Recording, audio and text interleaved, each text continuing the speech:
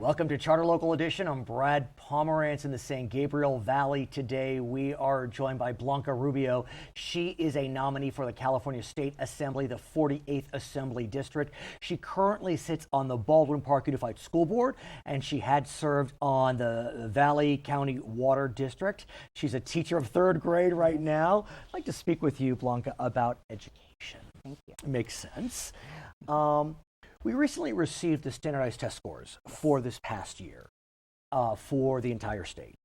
And the scores were up. They were up from the prior year, but they weren't so good. English met or exceeded expectations 49%, math 37%. What do you make of it? Well, first of all, the new testing is very difficult to assess. On top of being a school board member, I'm also a teacher, right? And so one of the issues that I have with the standardized testing is it is computer-based. Right. So in the community that I teach in Fontana Unified is a very low socioeconomic community. And let's talk about that, if I may, because when you look at economic disadvantage, English exceeds or meets standard 35%. Right. Math exceeds or it meets standards 23%. It is, and the point that I want to make is the achievement gap is one, but separate to that is the socioeconomic gap. Right. And my students in Fontana don't have the availability of computers at home, for example.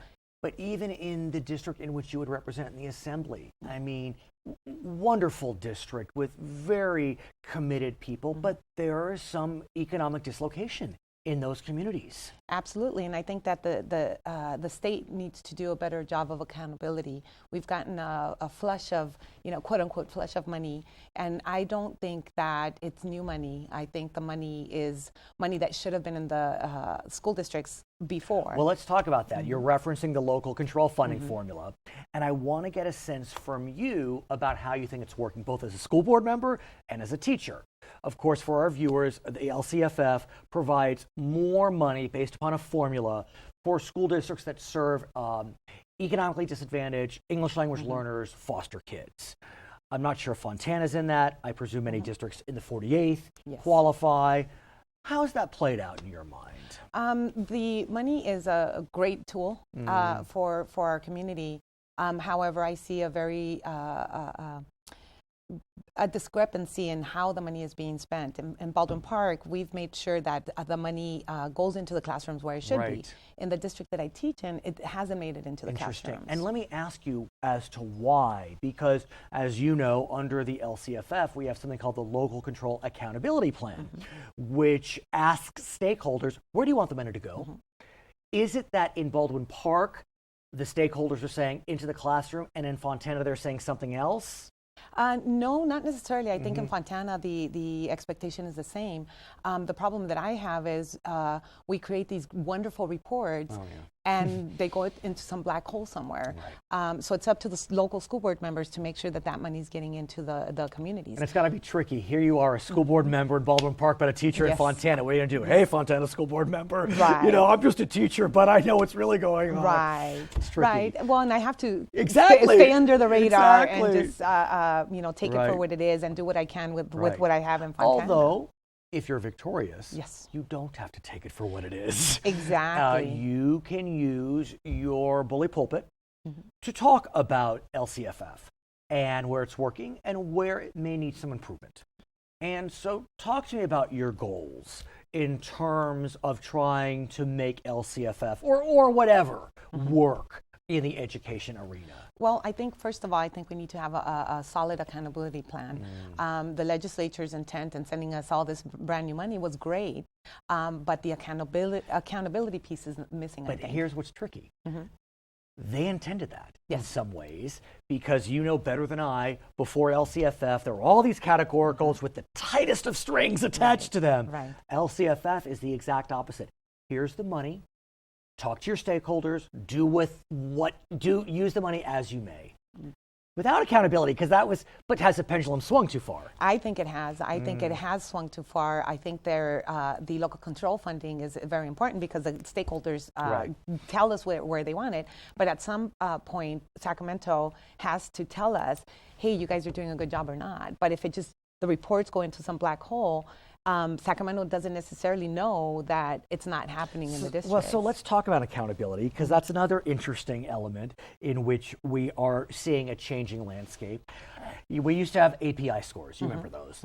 And now with the elimination of No Child Left Behind and the adoption of Every Student Succeeds, which are federal programs, California is adopting this thing called the California model. I'm just learning about it, as are you, because it's so new, I'm sure. And 17 colored boxes summarizing how a school is doing in 17 categories like English and math and test scores and growth and graduation rates and suspension rates and college preparedness and absenteeism and ESL and school climate and equity and parent involvement and God bless them. Yes. For wanting to be transparent. Is this the answer?